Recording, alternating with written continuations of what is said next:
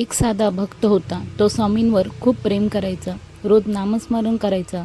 पण त्याच्या मनात एक गोष्ट सतत टोचत होती की तो सतत मांसाहार करायचा आणि त्यामुळे त्याला वाटायचं की कदाचित स्वामी त्याला स्वीकारणार नाहीत.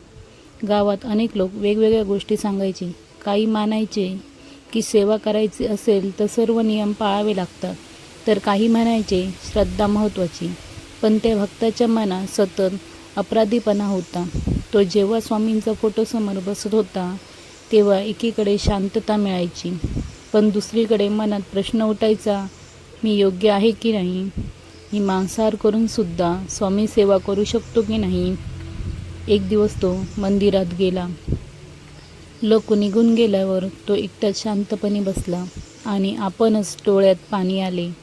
म्हणाला, स्वामी, मी चुकत असेल तर मला योग्य मार्ग दाखवा. त्या क्षणी त्याला मंदिरात एक वेगळी शांतता जाणवली. काही आवाज नव्हता, पण मनात जणू उत्तर म्हटलं ते मनातून असते. त्या दिवसापासून त्याच्या आयुष्यात हळूहळू बदल सुरू झाला. तो स्वतःला दोष देण्याऐवजी स्वतःकडे समजावून पाहू लागला. तो सेवा करत राहिला. मंदिर साफ करणे, गरिबांना मदत करणे आणि स्वामींचे नाम घेणे. पण मनातील प्रश्न अजून पूर्ण संपला नव्हता. एका रात्री त्याला विचित्र स्वप्न पडले. तो एका मोठ्या रस्त्यावर चालत होता. आजूबाजूला लोक होते, काही धार्मिक, साधे, काही चुका करणारे, पण सगळ्यांच्या पुढे स्वामी चालत होते. स्वामी सर्वांना सारखेच नजरेने पाहत होते. त्याला धडधडत्या मनाने विचारलं, स्वामी, मी तुमच्याजवळ राहू शकतो का? स्वामी हसत म्हणाले, अरे मूर्खा, जवळ येण्यासाठी मन लागते, शरीराची सवय नाही. अचानक त्याची झोप उडाली. सकाळी उठल्यावर त्याला आतून हलकं वाटलं. त्याला जाणवले की कदाचित स्वामी शिक्षण देण्यासाठी नाही तर समजून घेण्यासाठी असतात. त्या दिवसानंतर तो स्वतःवर जबरदस्ती करू लागला नाही, पण प्रत्येक कृती करताना जागृत राहू लागला. तो विचार करू लागला, मी स्वामींसाठी काय बदल करू शकतो? हळूहळू त्याच्यात शांतता वाढू लागली.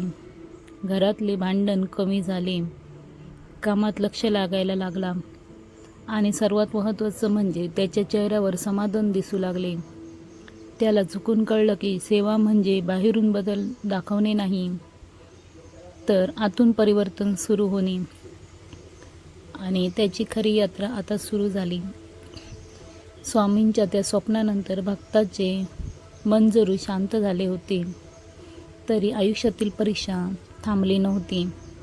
काही दिवसांनी अचानक त्यांच्या कामात मोठे नुकसान झाले. घरात पैशाची अडचण निर्माण झाली आणि ज्या लोकांना तो आपले समजायचा तेही दूर जाऊ लागले. प्रत्येक दिवस अगदी तणावाने भरलेला होता. पैसा नसल्यावर जगात कोणीही किंमत देत नाही, याची देखील त्याला जाणीव झाली. अशा वेळी त्याच्या मनात प्रश्न तोच पुन्हा उभा राहिला, कदाचित मी स्वामींच्या मार्गाला योग्य नाही आहे, म्हणून हे संकट ओढावले आहे. पण यावेळी तो पळून गेला नाही. तो रोज रात्री स्वामींच्या फोटोसमोर बसून फक्त एकच गोष्ट म्हणायचा, मला शक्ती द्या. त्याला जाणवू लागले की पूर्वी तो सेवा करत होता उत्तर मिळवण्यासाठी, पण आता त्याला सेवा करत होता स्वतःला सावरून ठेवण्यासाठी. एकदा तो खूप निराश होऊन रस्त्यावर चालत होता. मनात काळजी, डोळ्यात पाणी. अचानक एक वृद्ध माणूस त्याच्याजवळ आला आणि सहज म्हणाला, विश्वास ठेव, संकट संपतं. एवढं बोलून तो निघून गेला. फक्त थोडा वेळ थांबला. त्या चेहऱ्याला स्वामींची झलक दिसली.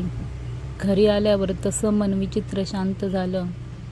त्या रात्री त्याला पुन्हा स्वप्न पडलं. स्वामी एकदा एका भक्ताने विचारलं, स्वामी, माझ्या आयुष्यात एवढ्या अडचणी का? स्वामी शांतपणे म्हणाले, परीक्षा म्हणजे दूर जाणे नाही, तर मजबूत होणे. सकाळी उठल्यावर त्याला जाणवले की संकट अजूनही आधीपेक्षा जास्त आले आहे. हळूहळू त्याने आयुष्यातील छोट्या गोष्टींमध्ये आनंद शोधायला सुरुवात केली. आईवडिलांशी शांतपणे बोलणे, गरजूंना मदत करणे, स्वतःवर राग न काढणे. त्याच्या मनात आता एकच नवीन समस्या वाढू लागली, ती म्हणजे स्वामी म्हणजे स्वतःला बदलण्याची प्रक्रिया आहे. त्याच्या मनात आता वेगळ्या प्रकारे उभा राहावं लागला. त्याला जाणवले की स्वामींनी कधीच त्याला घाबरवलं नाही, उलट प्रेमाने विचार करायला लावला. दिवस पुढे गेले तसे त्याच्या आयुष्यात छोट्या छोट्या चांगल्या घटना घडू लागल्या. अडकलेले पैसे मिळाले, घरातील वातावरण शांत झाले आणि सगळ्यात महत्त्वाचं म्हणजे त्याच्या मनातील भीती कमी होऊ लागली. स्वामी बाहेर नाही तर ते आपल्या विचारांमध्ये, आपल्या निर्णयामध्ये आहेत. आणि ज्या दिवशी त्याने हे स्वीकारलं त्या दिवशी त्याला पहिल्यांदा खरी शांतता मिळाली की तो होता जो त्याच्या श्रद्धेला पूर्णपणे बदलून टाकणारा होता. काळ पुढे जात होता, भक्ताची श्रद्धा वाढत होती. पण एक दिवस अशी घटना घडली की त्याच्या आयुष्याचा संपूर्ण दृष्टिकोन बदलला. त्या दिवशी तो खूप थकलेला होता. दिवसभर कामात अडचणी, मनात ताण आणि रात्री घरी येऊन तो शांतपणे स्वामींच्या फोटोसमोर बसला. त्याने काही मागितले नाही, फक्त शांतपणे डोळे मिटले. अचानक त्याला जाणवले जणू खोलीत एखादी ऊर्जा आहे. मन शांत होत गेलं आणि नकळत त्याच्या डोळ्यात अश्रू वाहू लागले. त्या क्षणी त्याच्या मनात एक स्पष्ट विचार आला, तू स्वतःला दोष देत राहिलास, पण मी तुला कधीच नाकारलं नाही. त्याने ढसकून डोळे उघडले, पण आजूबाजूला कोणीच नव्हतं. तरीही त्या अनुभवाने त्याचे मन हलले. दुसऱ्या दिवशी तो मंदिरात गेला. तिथे एक साधू शांतपणे म्हणाले, सेवा म्हणजे प्रेम, भीती नाही. हे ऐकताच त्याला वाटलं जणू स्वामी स्वतःशी बोलत आहेत. त्याने त्या दिवसापासून स्वतःवर कठोर निर्णय लादले आणि मनाने प्रामाणिकपणाने राहण्याचा मार्ग स्वीकारला. म्हणजे काही आठवड्यात त्याच्या सवयी आपोआप बदलायला लागल्या. त्या गोष्टीबद्दल त्याची आधी द्विधा परिस्थिती झालेली होती, ती आता शांतपणे कमी होऊ लागल्या. त्याला जाणवले की मनामध्ये बदल जबरदस्तीने नाही तर अंतर्मनाने होतो.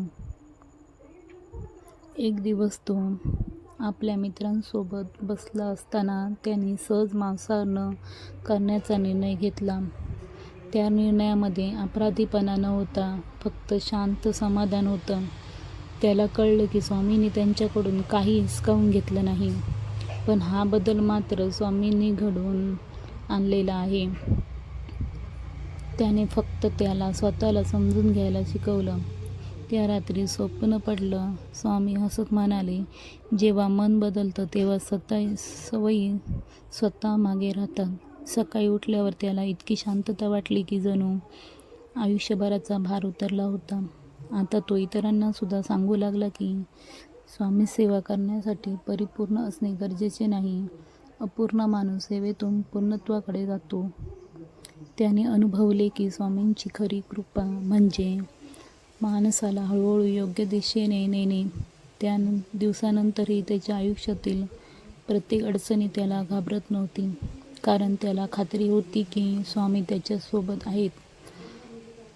आणि त्याच्या मनात आता एकच भावना उरली होती, ती म्हणजे फक्त आणि फक्त कृतज्ञता.